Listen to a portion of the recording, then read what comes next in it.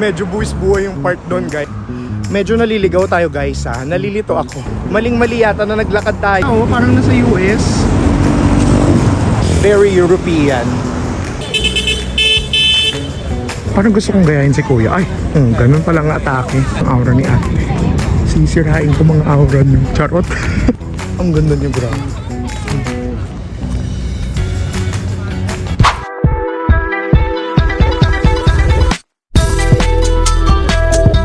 What's up, guys? It's Kyle again and welcome back to another vlog. And for today's video, please join me as I spend my Sunday here in Kuala Lumpur, Malaysia. It's my rest day today and nag-decide akong maglakad-lakad sa Kuala Lumpur. So I just came from NU Central Shopping Mall and I'm walking towards Pasar Seni. So let's see what we can discover along the way.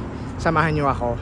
Kasi I remember there are spots na papuntang Pasar Seni that looks better than Europe. So I'm gonna show it to you guys.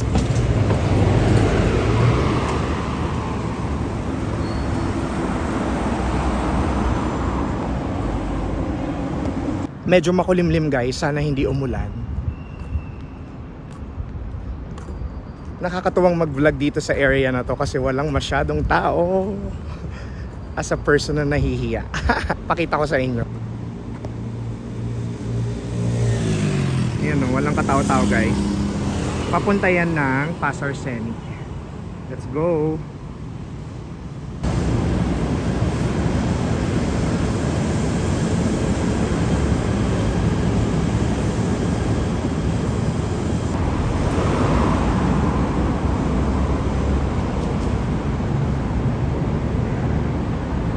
Ang cute ng hotel, guys, oh.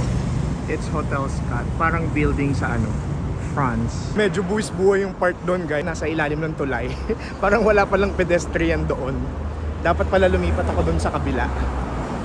Pero ito yung area.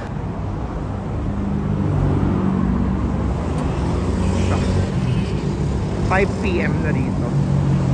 Mainit pa. Buti nga umaraw, guys, kasi kanina maulan. Dua Central. Merong magandang simbahan sa tabi niyan. Catholic Church siya dito sa Malaysia. Hala, umaraw, ang init. My gosh. Yan o, tignan nyo yung ganda ng mga infrastructures talaga dito sa Malaysia eh. Ito na yung simbahan, guys. Pakita ko sa inyo. Catholic Church siya, ang ganda. Parang San Sebastian Church yung nasa Manila. Sa Merdeka.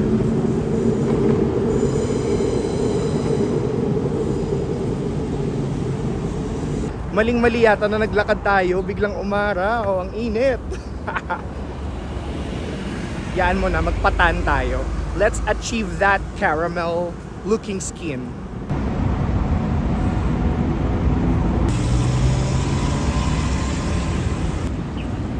May view na din tayo ng KL Tower doon, oh. Natatakpan itong white na tapos yung Petronas. Ito yung Merdeka. Kompleto.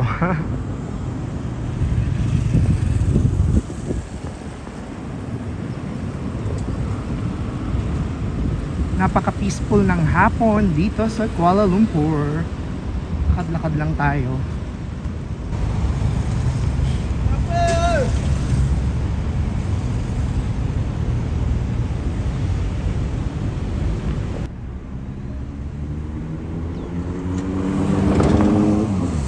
Andito na tayo sa part na favorite ko dito, papuntang Pasar Seni. Kasi yung area na to, ang gaganda ng mga hotels and infrastructures. So para kang nasa Europe. Hotel yata itong kulay puti na ito. Very European. So, meron dito yung highlight. Ang ganda. As in. Ito pa, oh. Ganda, grabe. Kaka-amaze. Ilang taon na ako dito sa Malaysia, amaze na amaze pa din ako sa bawat infrastructures nila.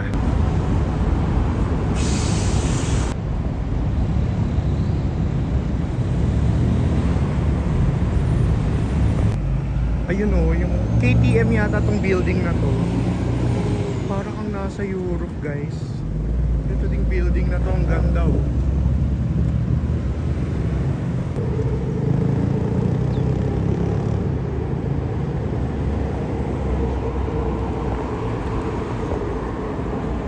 Paano kaya tayo pupunta doon? Parang walang tawiran. I don't know.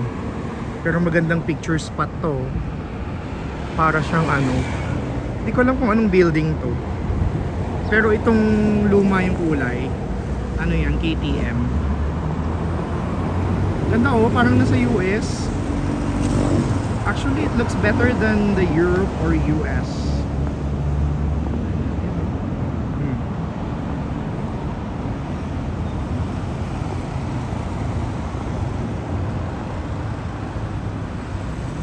Ito talaga yung perfection yun.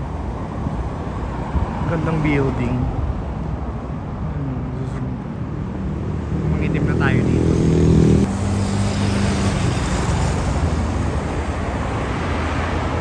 Hindi pa naman ako na... Siya guys.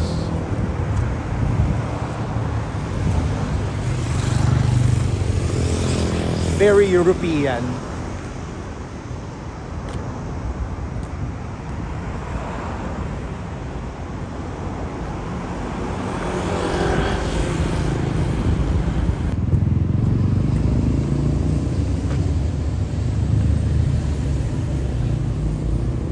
Pabalik ako dito sa part na to guys kasi hindi ko alam yung way doon. Pupunta tayo kasi ng Pasar Seni. Tinignan ko lang talaga yung building ng KTM kasi it's very European. Tirik na tirik ang araw. Wala tayong payong.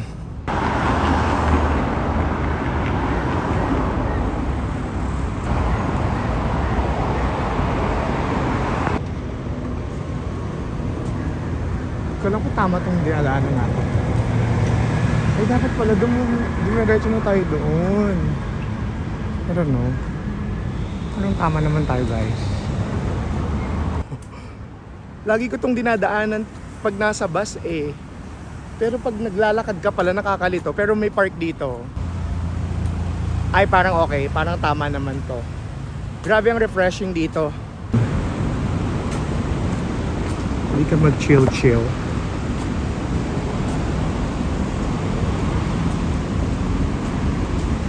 Grabe, nakaka-relax naman dito sa part na to. Daming puno.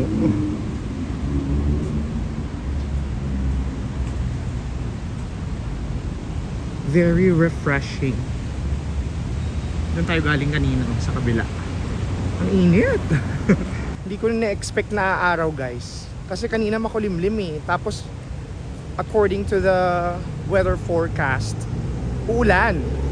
Pero okay na din, at least makapag-walking tayo, di ba?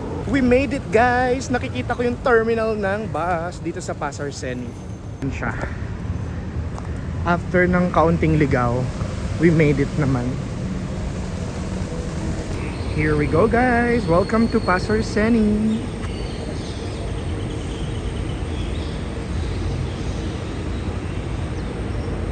Merdeka 118. Ang init! Lakad-lakad lang tayo dito. Grabe pa din yung pila sa cookie crumbs guys.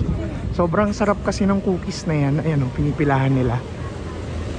Super fudge. Ito na.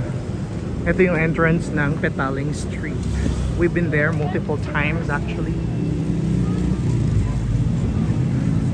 Parang hindi ako kailangan natin pumasok sa ano, Petaling Street. Ayan siya.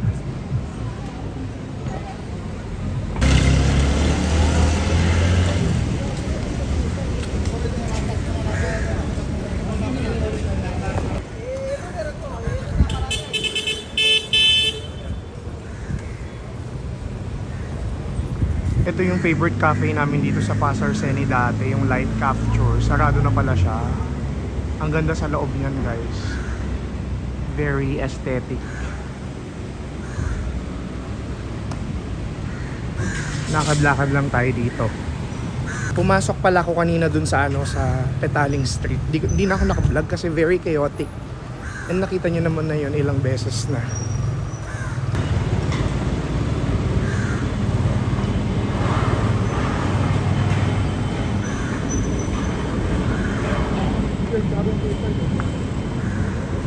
May ano dito. Very karyedong atake, guys.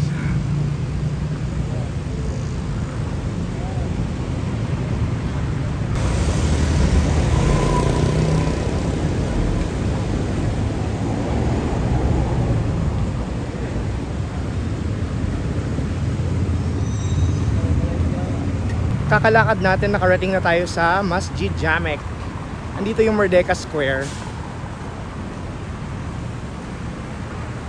Daming mga tao, mga tour.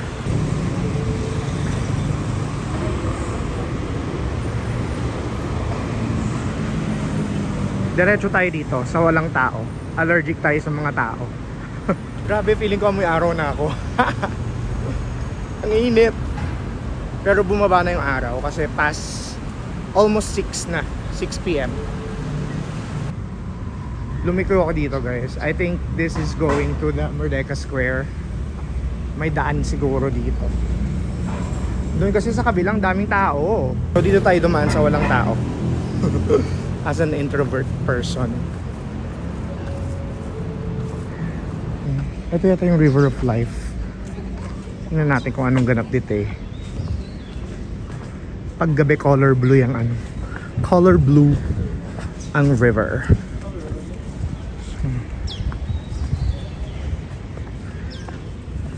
Oh, this is the Merdeka.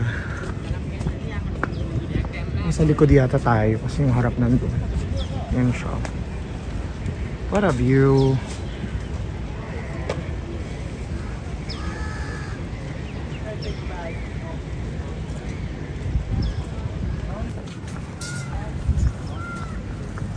Yung Merdeka.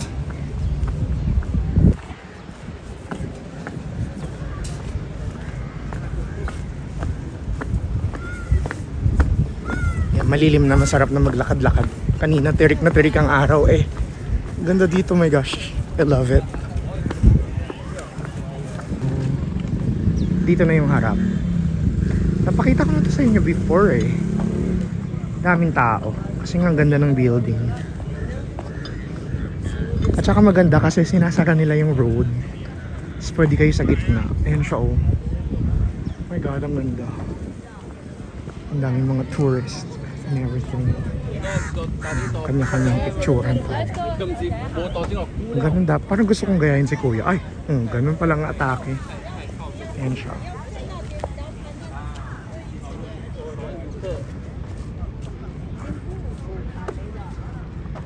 Ang taray ng aura ni ate. Sisirain ko mga aura niyo. Charot. Ayan siya. Oh my gosh.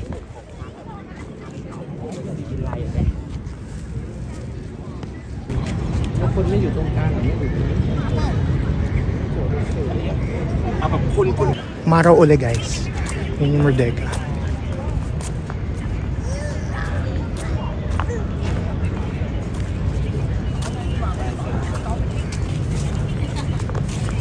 Ang ganda niyo, grabe.